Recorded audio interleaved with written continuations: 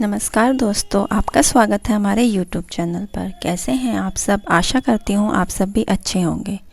अगर आपने अब तक हमारे चैनल को सब्सक्राइब नहीं किया तो सब्सक्राइब कर लें। आज मैं आपके लिए कहानी लेके आई हूँ, मदन हलवाई। गर्मा गर्म समोसे की खुशबू आते ही समझ गया कि मदन हलवाई की दुकान के पास पहुँच गए। तांगे से बाहर झाँक कर देखा तो मदन हलवाई का नौकर समोसे तल रहा था। बस वही तांगा रुकवा लिया। तभी आभा, मेरी पत्नी, बोली, बस हो गया ना। यहाँ आते ही हलवाई की दुकान पर कूद पड़े। मैं, सौरभ, अरे देखो तो कितनी अच्छी समोसों की खुशबू आ रही है। कौन सा रोज़ रोज़ यहाँ आते हैं, अब आए हैं तो घर लेकर चलते हैं। मैं जैसे ही मदन हलवाई की दुकान पर पहुंचा, चाचा कैसे हो? ज़रा 10 समोसे तो पैक करा दो। मदन हलवाई ने कहा, बहुत दिनों के बाद दिखाई दिए बबुआ। हमारी अम्मा बाऊजी रोज़ तुम्हारी राह देखते हैं। हाँ चाचा, बात तो ठीक है, लेकिन क्या करूं? शहर में काम ही इतना होता है कि समय ही नहीं मिलता। बातें करते करते नौकर ने समोसे पैक कर दिए। मैं समोसे लेकर जल्दी से तांगे में बैठ गया। तभी बंटी, जो कि मेरा 5 साल का बेटा था, बोला, पापा मुझे भी दो ना समोसा। आभा ने कहा, नहीं, अभी घर चलकर हाथ पैर धोना, फिर मैं चाय बनाऊंगी तब खाना। कुछ ही देर में हम घर पहुंच गए। अम्मा बाऊजी से मिलकर अच्छा लगा। बंटी फिर से समोसे खाने की जिद करने लगा था। भला दादी कैसे अपने पोते का दिल तोड़ती। उन्होंने तुरंत एक समोसा निकालकर उसे खाने को लिए दे दिया। बंटी एक हाथ में समोसा लिए दूसरे हाथ पतंग उड़ाए छत की ओर चल दिया। उसकी दादी ने बहुत सी पतंगें इकट्ठी कर रखी थी। वह समोसा खाकर पतंग उड़ाने की तैयारी करने लगा। नीचे आंगन में सब बैठकर समोसे खा रहे थे। तभी आभा चाय बनाकर ले आई। सुभाष जी, बाबूजी, ये मदन के समोसे तो कमाल के होते हैं। ज़माना बदल गया, लेकिन इसके समोसे नहीं बदले। बाबूजी ने कहा, हाँ बेटा, इसके समोसे के स्वाद से लोग खींचे चले आते हैं। अम्मा, छोड़ो उसे। बेटा यह बता, कितने दिन के लिए आया है? अब रुक कर जाएगा ना? नहीं अम्मा, मैं तो परसों चला जाऊंगा। छुट्टी नहीं मिल रही। आभा और बंटी रहेंगे कुछ दिन आपके साथ। अम्मा का चेहरा थोड़ा सा मुरझा गया, लेकिन फिर पोते के बारे में सोचकर उन्होंने अपनी सहमति जता दी। इधर बंटी अपनी ही धुन में पतंग उड़ा रहा था। शहर में यह सब कहाँ मिलता था। तीसरे दिन सुभाष अपने काम पर वापस चले गए। बंटी की छुट्टियां थी तो आभा और बंटी रुक गए। कुछ दिन बाद सुभाष बंटी और आभा को लेने गया।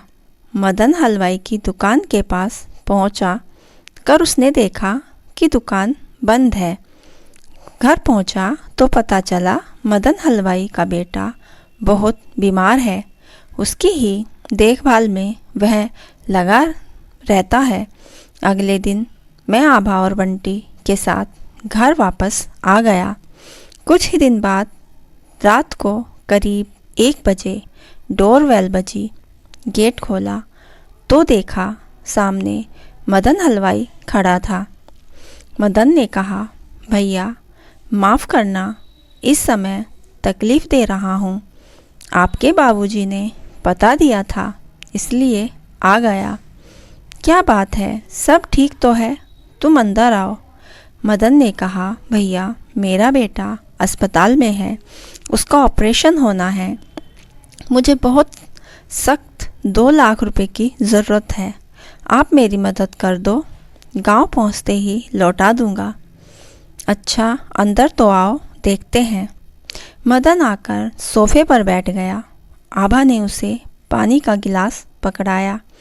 मदन हड़बड़ाहट में पानी पीने लगा। मैंने आभा की ओर देखा तो उसने इशारे से मना कर दिया। भैया, इतना पैसा तो मेरे पास नहीं है। अगर 10-20 हज़ार की बात होती तो बात और थी। मदन ने कहा, भैया किसी से दिलवा दो, कल मेरे बेटे का ऑपरेशन है, कितनी भी ब्याज पर दिलवा दो। अच्छा, देखता हूँ कौन सा हॉस्पिटल है, तुम वहाँ पहुँचो, मेरे से जो बन पड़ेगा मैं करूँगा। सुबह मैं हॉस्पिटल आता हूँ। मदन हॉस्पिटल का नाम बताकर जाने लगा। जाते जाते उसने मेरा हाथ अपने हाथों में लेकर कहा, भैया शहर में बस आप ही का सहारा है, ध्यान रखना। उसके जाने के बाद आभा ने कहा, कोई ज़रूरत नहीं है इसे पैसा देने की, कोई हमारा रिश्तेदार तो नहीं। आभा, मुसीबत तो किसी पर भी आ सकती है, मैं सोचता हूँ इसकी मदद हमें करनी चाहिए। लेकिन आभा ने कहा, लेकिन अगर पैसे वापस ना किए तो हम क्या कर लेंगे? देखा जाएगा, वैसे भी गांव जाकर बाबूजी को सुनाएगा, उन्होंने भी बहुत उम्मीद से मेरे पास भेजा होगा। आभा कुछ नहीं बोली, लेकिन उसकी आंखों से दिख रहा था कि उसे सब अच्छा नहीं लग रहा है। मैं रात भर कशमकश में रहा कि क्या करूं। अगले दिन मैंने मन बना लिया कि मैं उसकी मदद करूंगा। मैं सुबह ही बैंक गया, वहां से पैसे लेकर सीधा अस्पताल पहुंचा। रिसेप्शन पर मदन खड़ा था। मैंने कहा, भैया ये लो 2 लाख रुपए जमा करा दो। मुझे देखकर मदन की आंखों में आंसू भर आए। मदन ने कहा, भैया तुम्हारा बहुत धन्यवाद, लेकिन अब इसकी ज़रूरत नहीं। आज सुबह 4 बजे मेरा बेटा चला गया मुझे छोड़कर। लेकिन कैसे? आज तो उसका ऑपरेशन होने वाला था। मदन ने कहा, सब ऊपर वाले का खेल है भैया, लेकिन आपका यह एहसान मैं कभी नहीं भूलूंगा। कुछ ही देर में एम्बुलेंस आ गई। मदन बुरी तरह रो रहा था। उसके हाथ गांव के कुछ लोग भी थे। वे सब मदन के बेटे को एम्बुलेंस में रखकर गांव की ओर रवाना हो गए। आज मेरा ऑफिस जाने का मन नहीं किया। मैं सीधा घर आ गया। घर पर आकर मैंने सारी बात आभा को बताई। उसे भी बहुत बुरा लगा। इस बात को कई महीने बीत गए। कई महीने बाद मुझे फिर से अपने घर जाने का मौका मिला। मैं अकेला ही जा रहा था। तांगा मदन हलवाई की दुकान के पास पहुंचा तो देखा वहाँ कोई और बैठा है। मैंने कहा, भैया ज़रा 10 समोसे पैक कर देना। और मदन भैया कहाँ हैं? लड़के ने कहा, साहब वो कई महीने पहले भगवान को प्यारे हो गए। कि लेकिन कैसे? लड़के ने कहा, वो आपको पता है, उनका बेटा ख़त्म हो गया था। उसके गम में 15 दिन बाद वो भी चले गए। उनकी पत्नी तो पहले ही नहीं थी। अब यह दुकान हमने ख़रीद ली है। मेरी आंखों में आंसू भर आए। मैं समोसे लेकर घर पहुंचा, लेकिन आज उन समोसों में वह स्वाद नहीं था। मैंने थोड़ा सा समोसा खाया और छोड़ दिया। अम्मा के पूछने पर मैं उनके लिपटकर रोने लगा।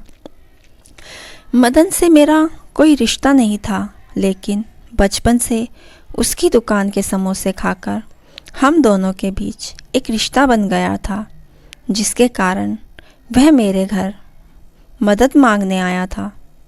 मैं ज़िंदगी भर यही सोचता रहूँगा, काश मैं मदन की मदद कर पाता, काश उसका लड़का बच पाता। दोस्तों, मदन हलवाई की यह इमोशनल कहानी आपको कैसी लगी हमें कमेंट में ज़रूर बताइए और हमारे चैनल को सब्सक्राइब करना ना भूलें। कहानी को लाइक शेयर ज़रूर करें। धन्यवाद।